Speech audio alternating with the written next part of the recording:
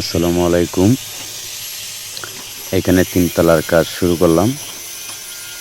তিনতলার কাজের জন্য রডের কাজ শুরু এবং রডগুলা কত করে নিয়ে আসলাম।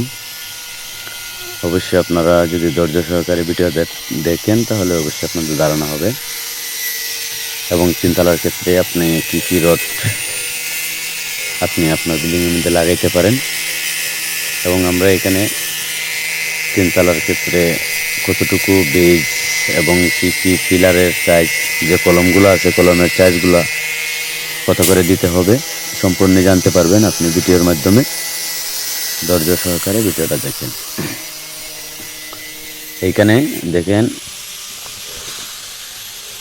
যে একটি কলমের পিঞ্জরা বাঁধাই করা হয়েছে।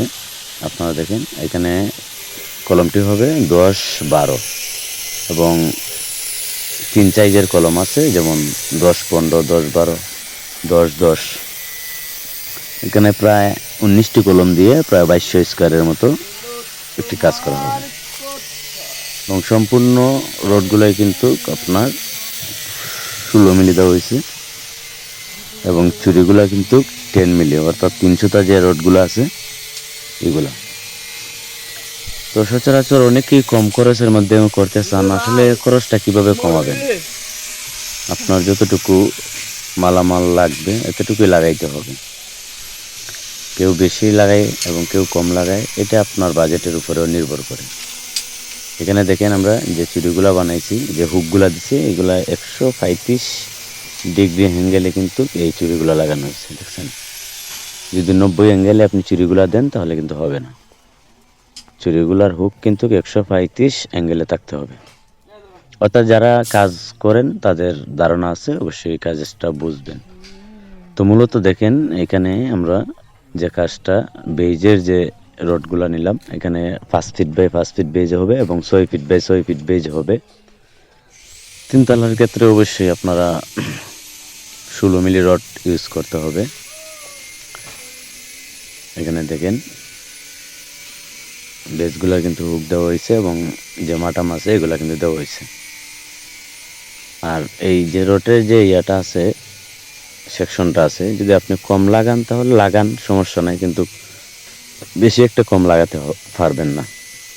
এখানে আমরা যে বাইন্ডারটা দিছি বেজের, সেটা হচ্ছে আপনার 6 ইঞ্চি 6 ইঞ্চি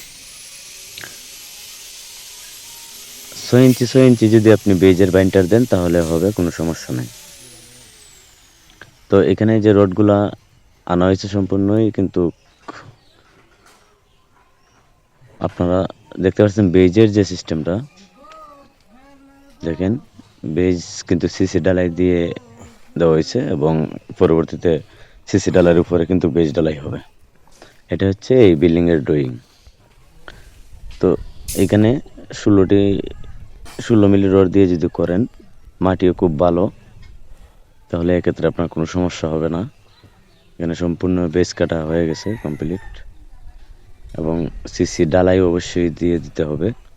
সিসি ডালাইয়ের পরে কিন্তু আপনি বেজটা বসাতে হবে। সিসি ডালাই দিলে ভালো হয়, অনেকেই সোলিং করেন এবং এখন বর্তমান সময়ে যে রোডের ইয়েটা, সেটা হচ্ছে আপনার 85, 88, 90, 89 এর ভিতরে থাকে। তো কোয়ালিটি ফুল যে মালগুলো আছে এগুলোর মধ্যে আপনি আপনার জায়গার থেকে নিয়ে নেবেন। যদি বিএসআরএম নেন, এএস